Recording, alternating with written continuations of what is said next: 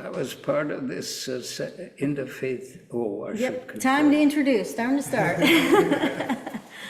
Good evening and welcome to the Marin Interfaith Council's Getting to Know Your Neighbor's Faith, Ask Me Anything.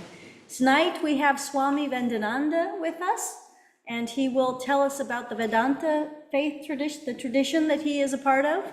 But first, a couple of announcements. The first is that if you would like to make a donation to what programs like this that the Marin Interfaith Council does, you can do so through our website, which is marinifc.org, and Scott will put it in the chat, so it's there. Next month, our speaker here at Getting to Know Your Neighbor's Faith will be the Reverend Vincent Pizzuto, who is from the Episcopal tradition and Contemplative Christianity.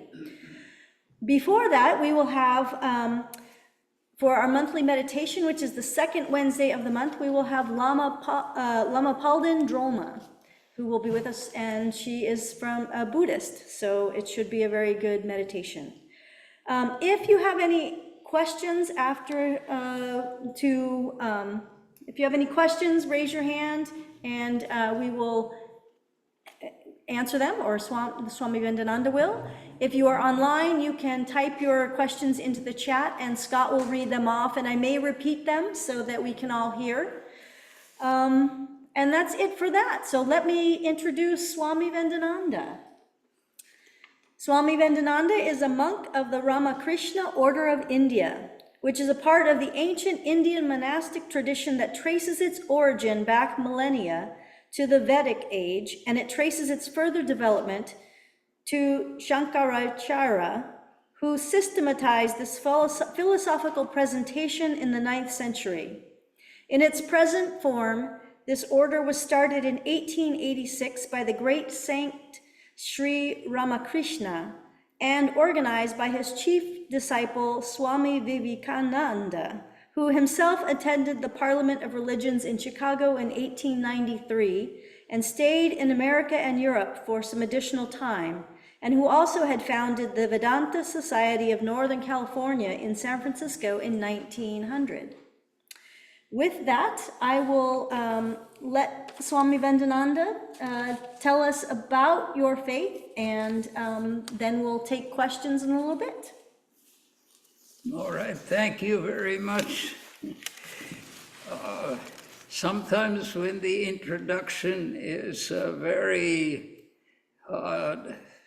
descriptive and very enthusiastic, it's difficult to recognize that we are the ones that are being talked about.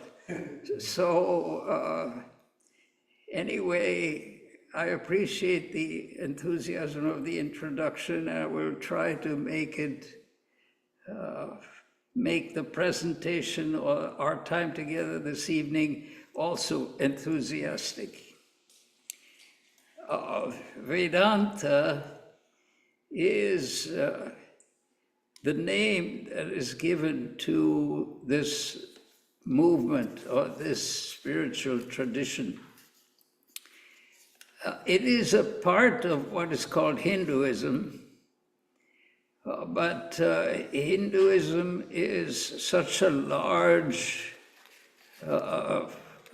umbrella under which so many different ideas and practices are included, that just to say that you follow a Hindu tradition really doesn't describe anything very much. So we're talking about Vedanta this evening, but we're trying to emphasize the universal aspect of it, because religion basically has two divisions, you could say. There is the universal aspect that is talked about in papers and in official discourses, and to a certain extent in preaching from the pulpit. And there is the internal aspect, what each one of us how each one of us approaches that religion, the religion that we have chosen. So in a presentation like this, it's really an attempt to present a little of both aspects, the official aspect and the personal aspect. But each person who practices a particular religion, it is necessary for them to adopt a personal aspect, something that talks to them personally, interiorly, and to their heart. It communicates with their heart. So what we're likely to talk about in this presentation is much more formal, but it may give one an insight into the other aspect also. So what I present this evening will be in this more formal aspect. But if one thinks of it as an individual would practice it, one can imagine the deeper notion, the deeper aspect of that particular faith. So if you feel, after I have presented this, if you feel, oh, well, it's a very theoretical structure and it's very nice and but it doesn't seem to be terribly internally attractive, it's quite understandable. For that, one has to become, if one is interested, one has to become more personally involved. And I think that is true of every religion. If one wants to describe any religion, having a description given by even a very intense practicer of that religion, what they're able to communicate about it is still a formal thing and not really what you get when you actually practice it. So with that sort of expression of that difficulty, I will try to present what Hinduism is. Basically, it is a religion that is based on a very ancient set of scriptures, which are called the Vedas. And it was developed literally thousands of years ago and was developed over a long period of thousands of years. So in that sense, it is much more difficult to follow than a religion that owes its inspiration to a particular personality, a particular presentation. So with that in mind, I will just give you an idea of what that spiritual tradition is. The basic scripture is called the Vedas, and the Vedas were compiled over literally thousands of years and are very elaborate and very long and very complicated. So at the end, the concluding section of this series of scriptures is called the Vedanta. The anta means end, is a Sanskrit word referring to the end of things. And Veda is the basic scriptures of Hinduism. So that philosophy that deals with the conclusions, with the end attained or attainable through the study of this scripture, that is the Vedanta. So when we say Hinduism, we refer to a vast assembly of different religions and different spiritual traditions. But they are all of what is referred to as Hinduism is ultimately based on this series of scriptures called the Vedas, especially the concluding portion of the Vedas. Anta means the end of, so the Vedanta is the concluding portion of those scriptures. So all the tremendous variety that you see in Hindu spiritual practice and Hindu customs, that is only on the surface. Really, it's all based on this basic structure called the Vedanta.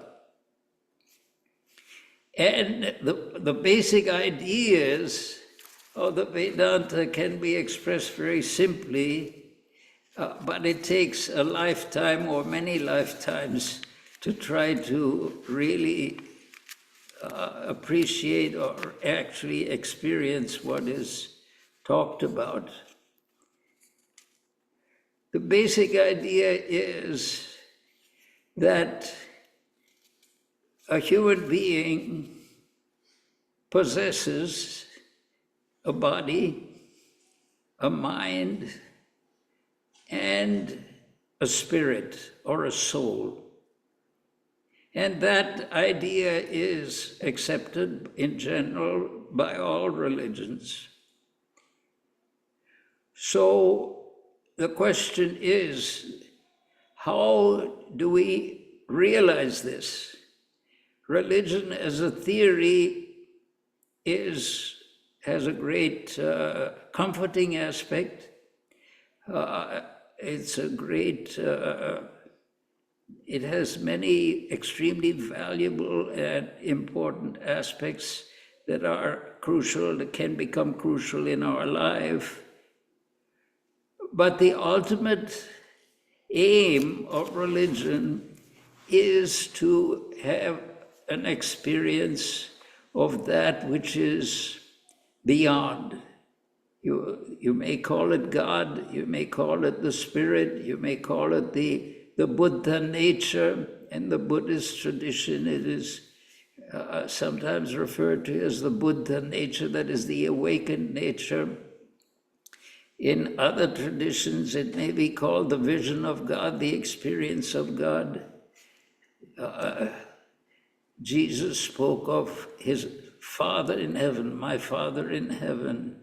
We want to know something, we want to experience something of that reality. That is the role of religion, to experience something which is beyond the physical universe, which we can easily investigate through the use of science, beyond the internal psychological reality, which we can easily investigate through the study of psychology and psychiatry. Beyond that, there is something which is called the Spirit, the Holy Spirit. It is called by different names in different traditions. But the aim of religion, on the surface, it has a lot to do with how we should live our life in this way or that way, what we should practice, what our general behavior and character should be. These are very important things. But the ultimate reality that religion aims for is an experience of God. The great Christian saints had experiences of Jesus, had experiences of spiritual experiences of many types, and this should be really, from the standpoint of the Vedanta tradition, this should be really what each religion aims for. To the experience of that which is transcendental, the experience of our relation to God, of our spiritual connection with each other, our spiritual connection with the universe. So that is the real purpose from the standpoint that I'm speaking now. That is the real purpose of religion. Of course, there are many other sides which different religions emphasize, and that is fine. But when we're talking about the Vedanta, it is the spiritual aspect that we really want to emphasize. We want to have an experience of God as the saints had experiences of God. When Saint Francis talked about the Heavenly Father, he had an experience that filled his whole being, that told him, gave him an indication, a communication with that reality, with God. So this is what we want. We don't want just the theory, we don't want just the theology. We actually want to contact with that reality. We want to feel the presence of God within, and we want to feel the reality of God outside. That is our program. Now, how do we get to that program? That is how each religion differs from the others. And as far as the Vedanta is concerned, there are basically 4 different classes of effort. And each one is called a yoga. Yoga is a word that comes from the Sanskrit root yuj, which means to join. So yoga is a discipline, a practice that is supposed to provide or accelerate our perception of the divine spirit, our perception of our Father. When we say our Father who art in heaven, we want to feel the presence of that reality within ourselves. That this isn't just something that I'm speaking as an obligation because I'm a member of a certain religious congregation. I'm supposed to utter prayers and so forth. It's much more than that. I want to actually experience the reality of God. And so that is the basic understanding with which those of us who are involved in the Vedanta tradition, this is how we approach things. And how do you do that? Over the centuries and millennia of our tradition, certain courses of practice have been developed to enable people to actually experience the existence of God within and to feel the presence of God all around. God being the internal reality of ourselves, dwelling in our hearts, and the reality at the heart of everything that exists. So, in order to do that, what do we have? How do we go about that? Of course, every religion has prayers and ceremonies, and so Vedanta also has.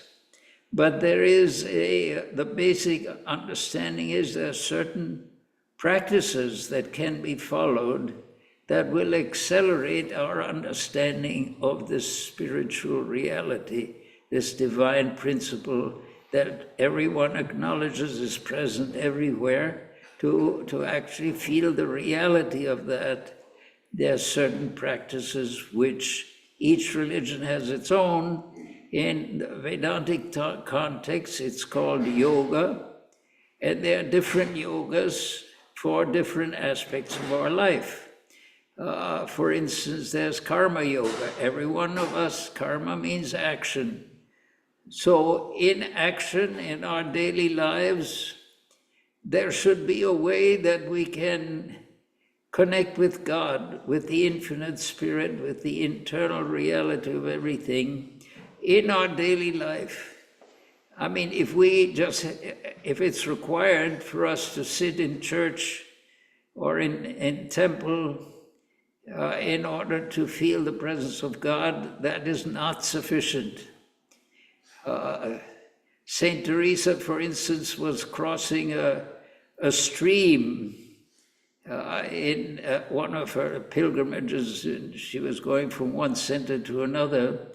And Saint Teresa the carriage got mired in the stream, and she got all wet, and there was a tremendous difficulty in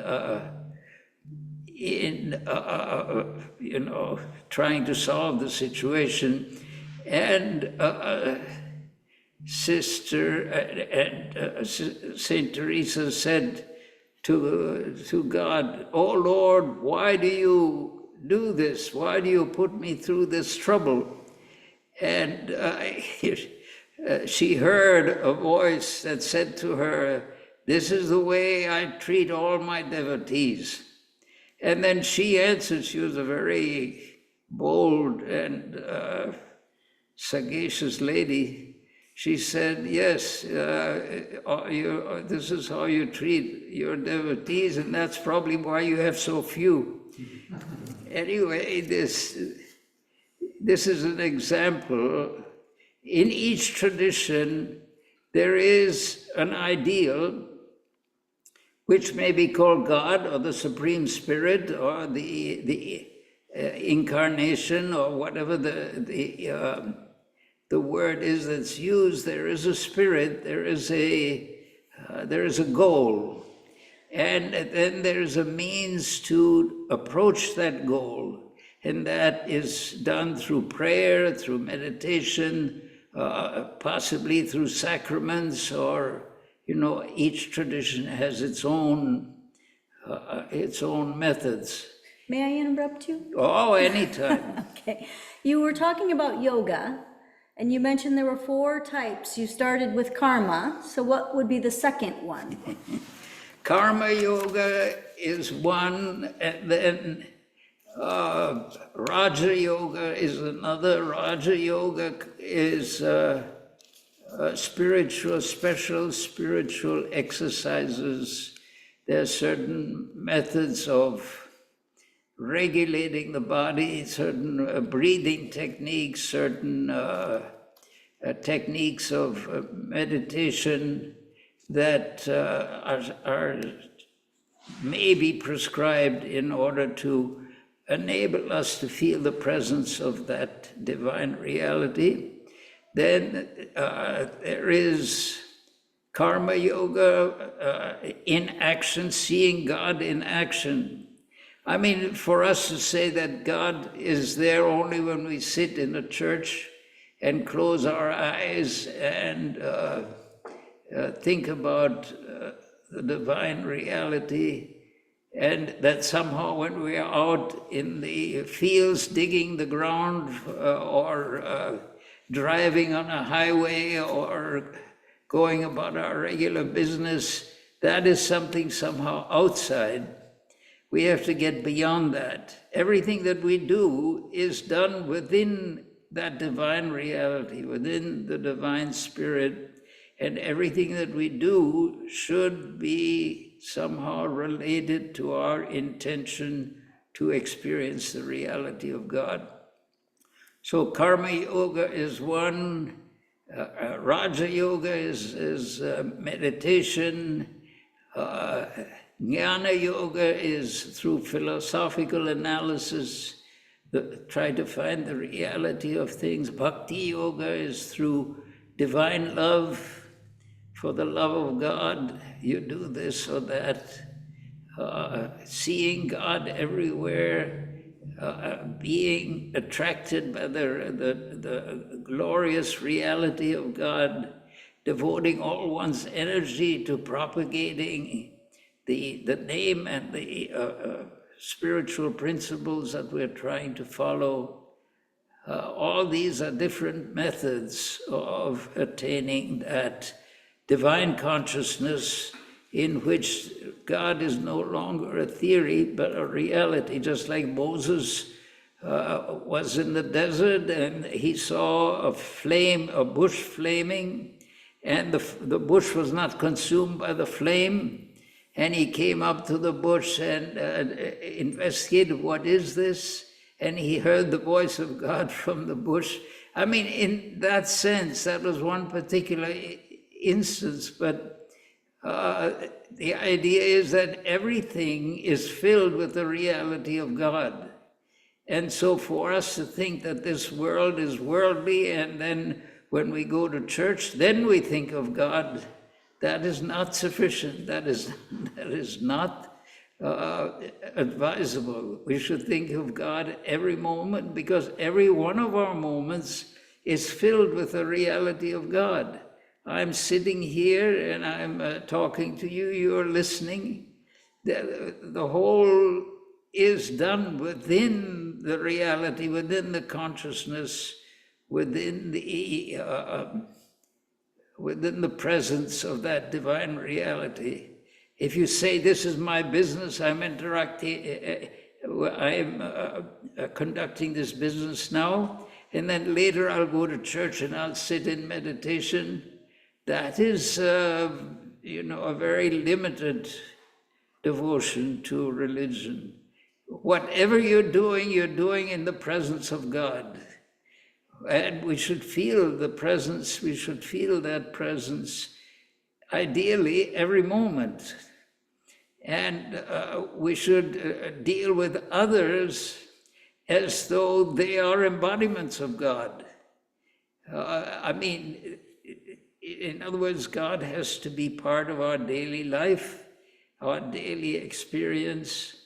And this is really the goal of religion, not that just when I go to church, I do all these things, but when I'm out in the world doing my regular activities, then I do that so in a hurry so I can go back and think about God, in the church.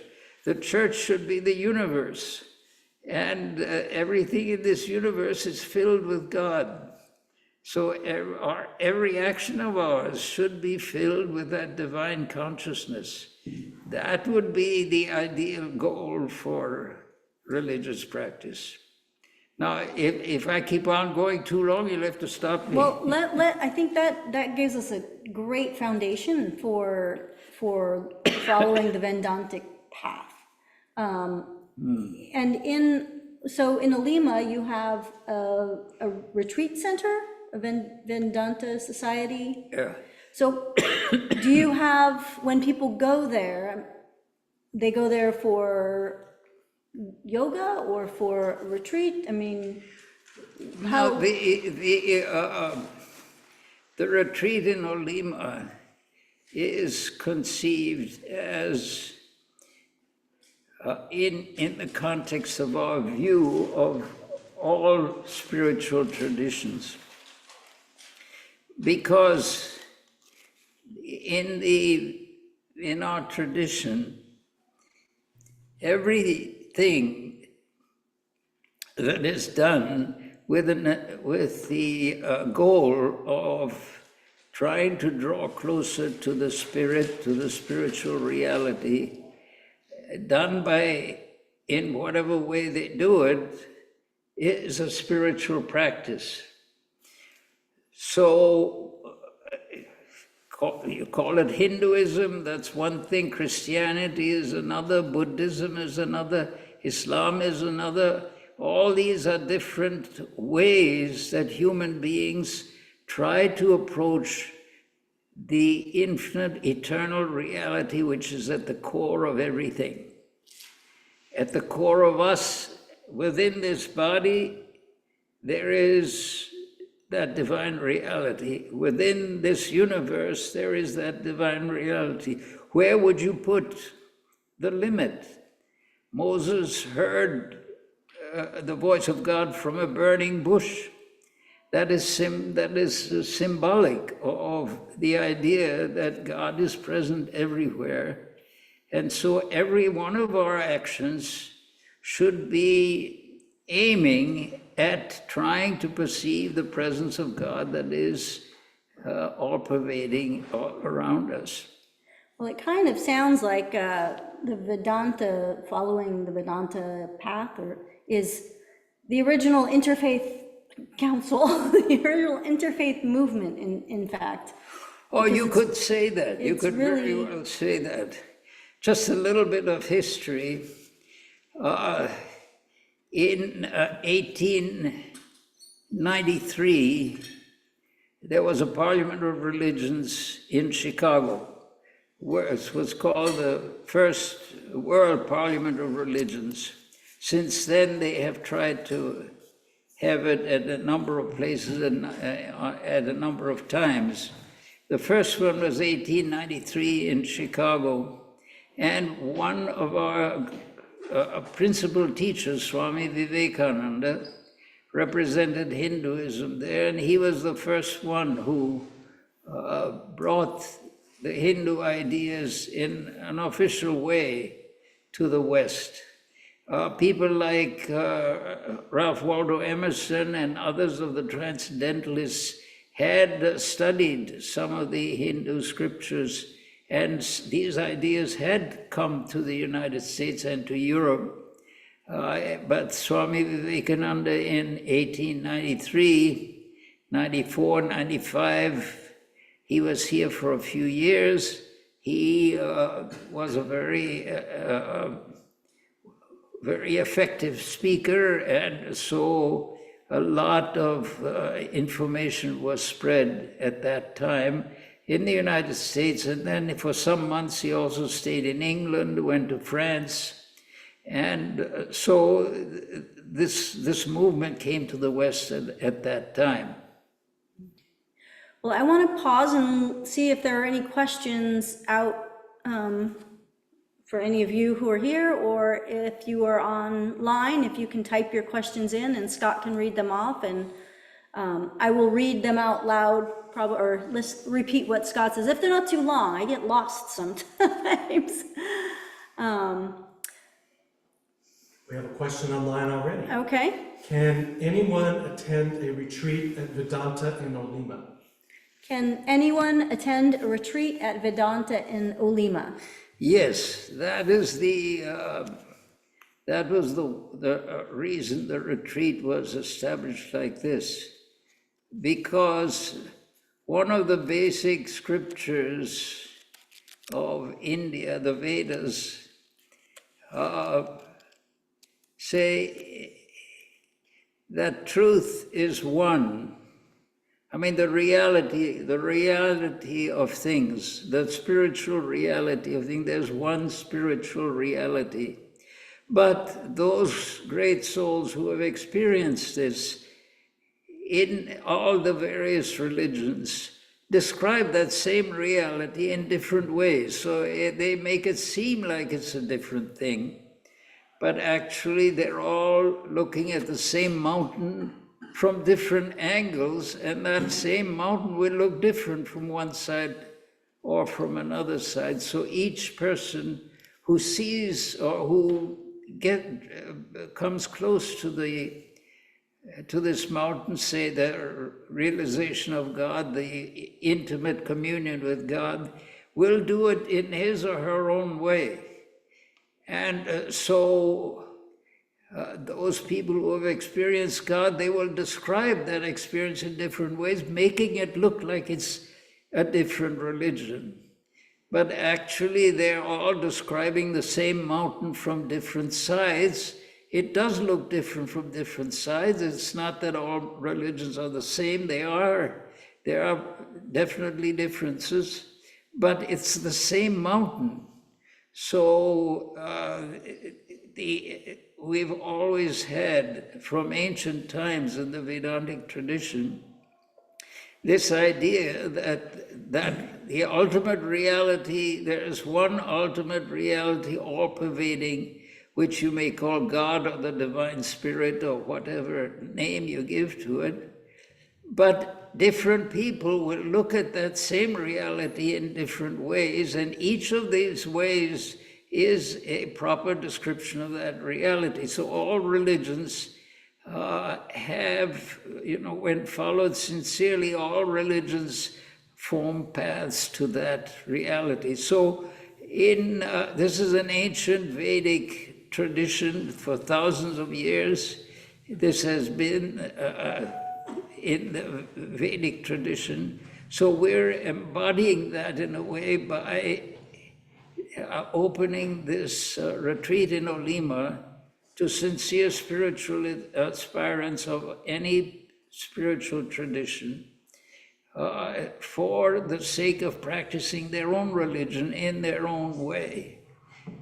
And this has been, that retreat was established originally in 1946, but since the 1970s, we've been able to give accommodation to a few people for a few days' stay. And we've had people of all traditions come and feel very much benefited by practicing their own religion in their own way at this retreat. Thank you. What is the purpose of reincarnation and how does it work? What is the purpose of reincarnation? And how does it work? And how does it work? Well, the point is, we have a job to do. That job is to understand the spiritual dimension of our life. We are doing absolutely wonderful in understanding the physical aspects of life. I mean, protons, neutrons, electrons, quarks, God knows what. There's a huge science effort which has gone on for decades now and has learned a great deal about the physical universe. And then psychologists, psychiatrists, psychoanalysts have developed tremendous tools for investigating the mind and consciousness.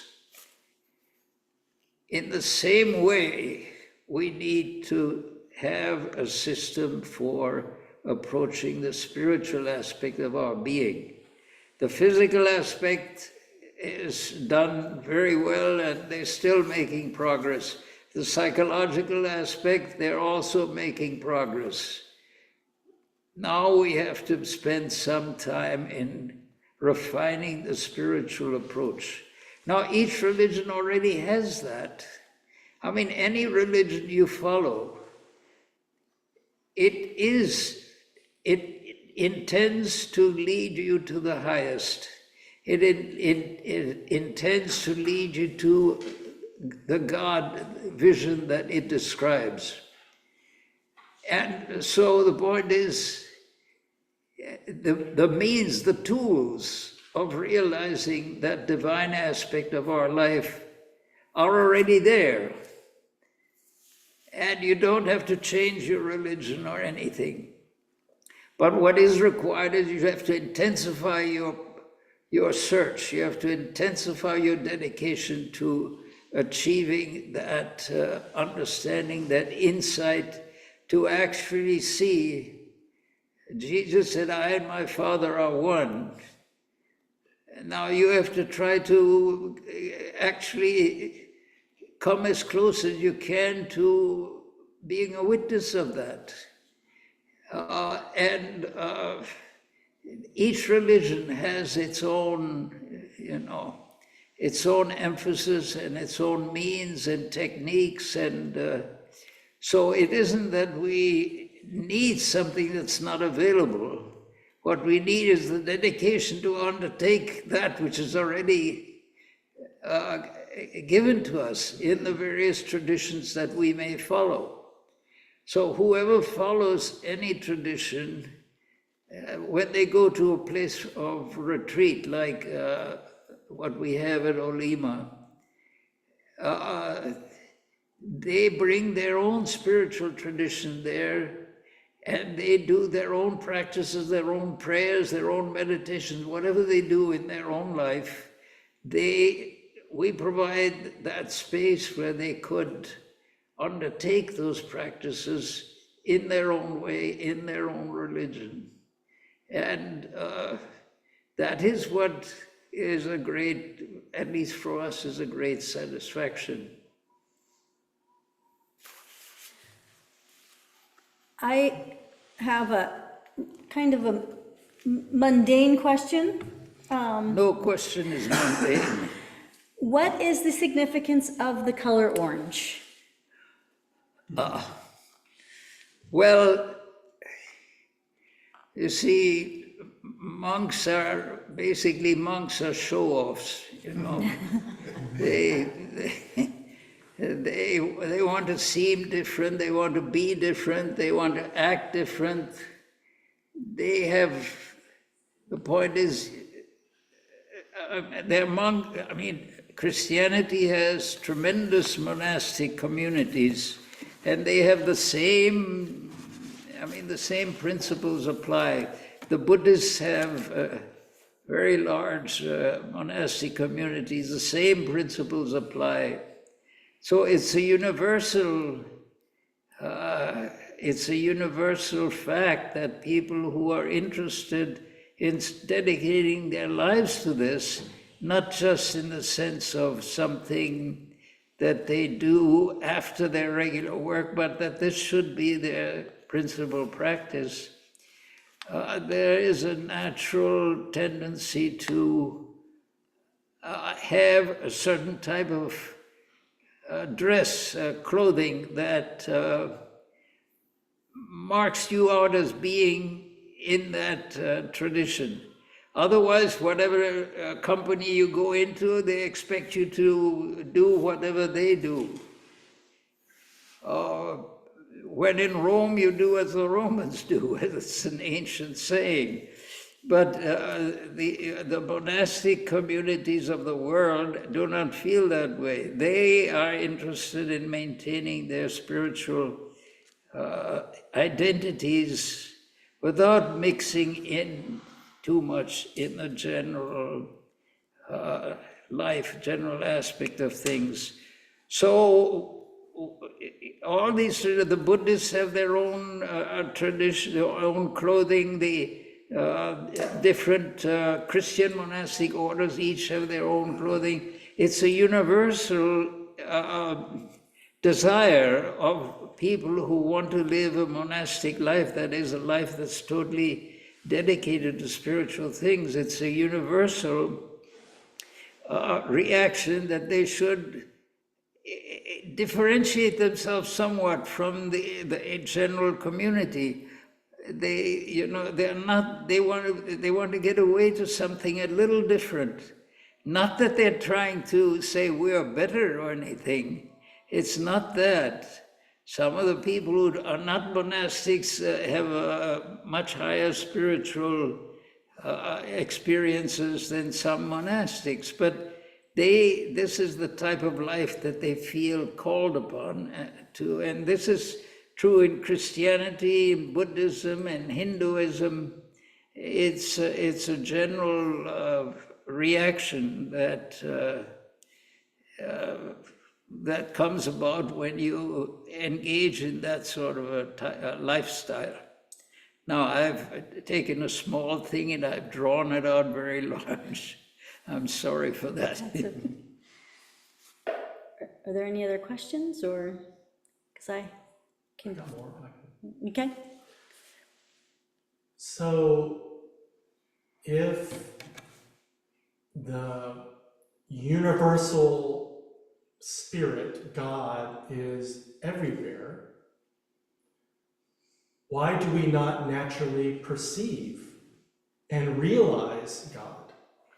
Yes, that's the basic question.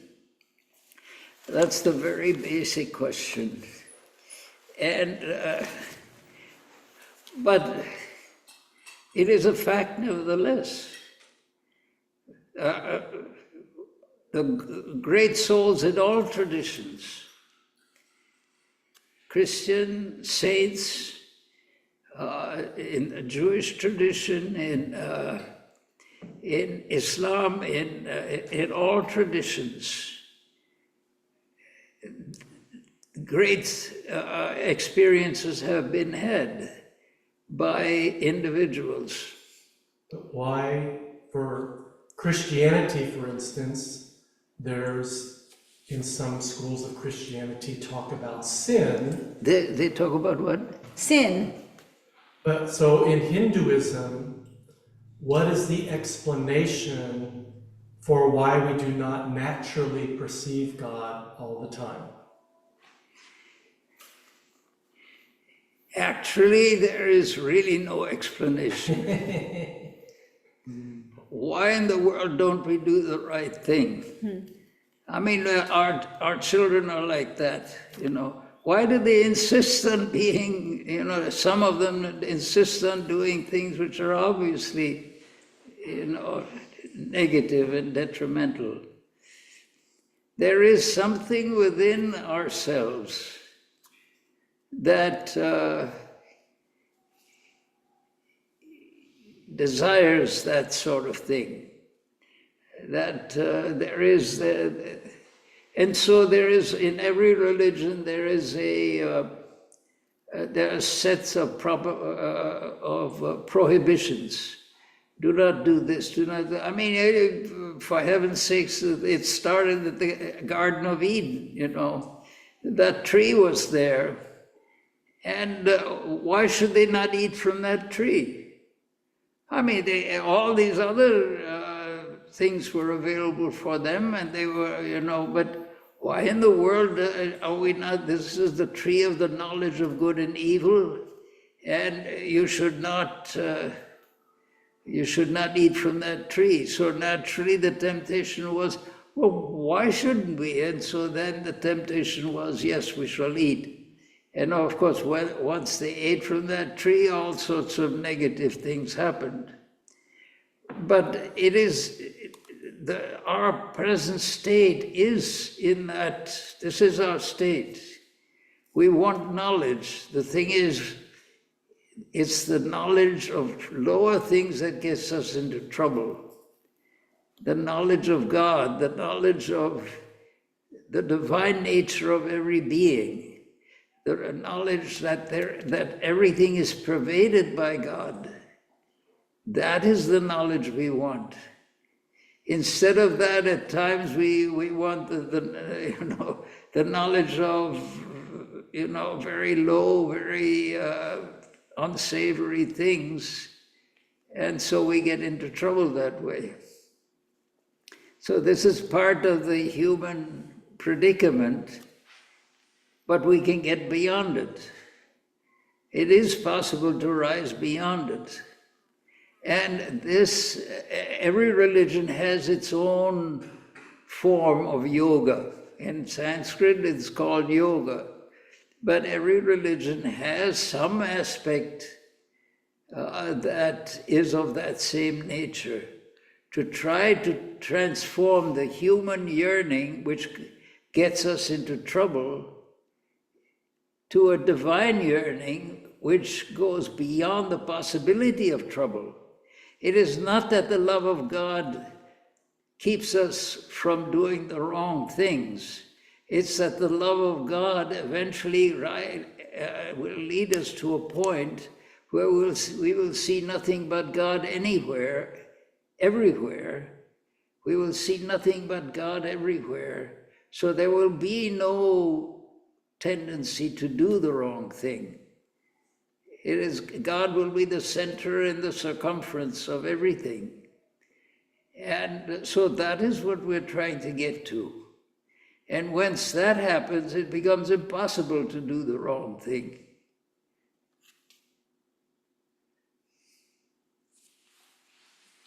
So, in your Hindu belief, do you believe that human beings are superior to the rest of nature, or all of everything in life is related and reincarnated in some way? Yes, exactly.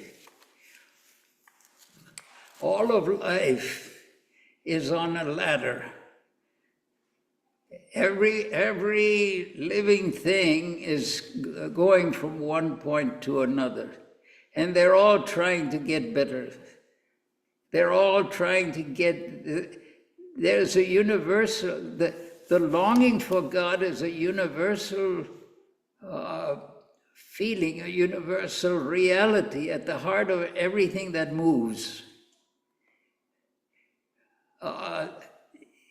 Animals, even the universal everything is filled with God. That is the basic in the Hindu tradition from the ancient scriptures. One of the basic statements is Sarvam Khalvidam Brahma. Sarvam, everything, Khalu, indeed. Brahma, all of this, everything, all of this, meaning all of this everywhere, is that spiritual reality. So there is nothing that is different in essence from God. In appearance, it is different. It's a microphone, it's this, it's that, it's different people are there. We're seeing all these differences. What we should try to do is to see that at the heart of all these differences, God alone exists. We have another online question. Swami, what made you begin to practice Hinduism? Were you Christian or another tradition growing up? No, I was born in the Jewish tradition. And, but that really is more or less incidental. The thing is, at some point, I was dissatisfied with the general superficial appearance of things. I mean, you can find the highest spiritual truths in every religion. There are practitioners in every religion who have reached extraordinary spiritual insight. But the general presentation is not so very elevated. And so I was always looking for something that was related to something deeper. And it just happened to be that I became familiar with the Vedanta tradition in San Francisco.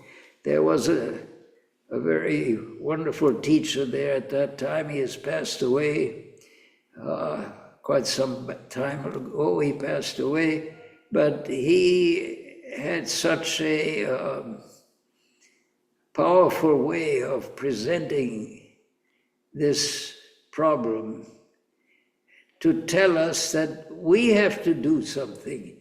It isn't that the world has to change. I mean, sure, there's wickedness here, there's insufficiency there is a problem here, all these problems, we're trying to solve all these problems, that's very good. But really, for fundamental, personal depth, we should not expect that it'll come from anywhere else. It should come from within ourselves. But how do we get directed? How does our attention get focused in that direction?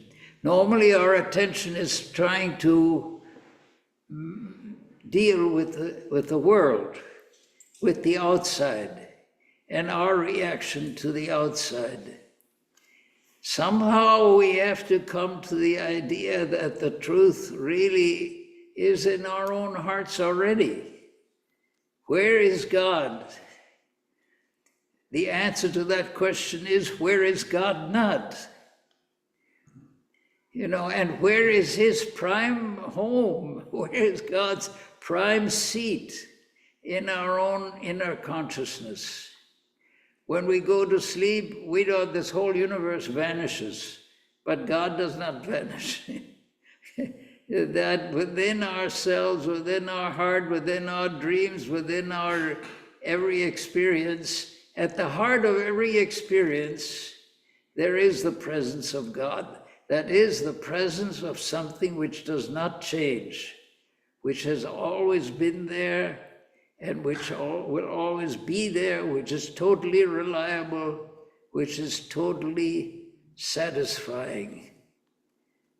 That is present everywhere if we look for it, if we yearn for it. Yearning for it, our basic teacher, Sri Ramakrishna, who was a great saint in India at the end of the 19th century, he put great emphasis on this, on yearning. I want to know, I want to experience that divine reality. I want to experience the reality of God. I should not be drawn off that desire by anything in this world. I should always have that strong desire.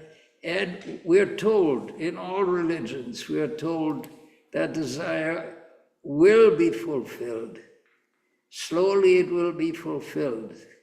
And you will feel a little better, a little better, a little better as you proceed along that path. And so the important thing is, our teacher Sri Ramakrishna made great emphasis of this. Yearning is the real source of religious inspiration. I want God. Then we will realize, after some time, we're supposed to realize, as the great saints have told us, not only do we want God, but God wants us also.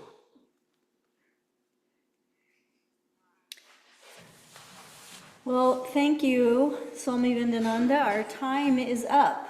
You were so full of information and heartwarming descriptions of God and our life, the divine, I would say, and our striving towards that. So thank you for coming and sharing your faith. Oh, yes, it's a pleasure to be here.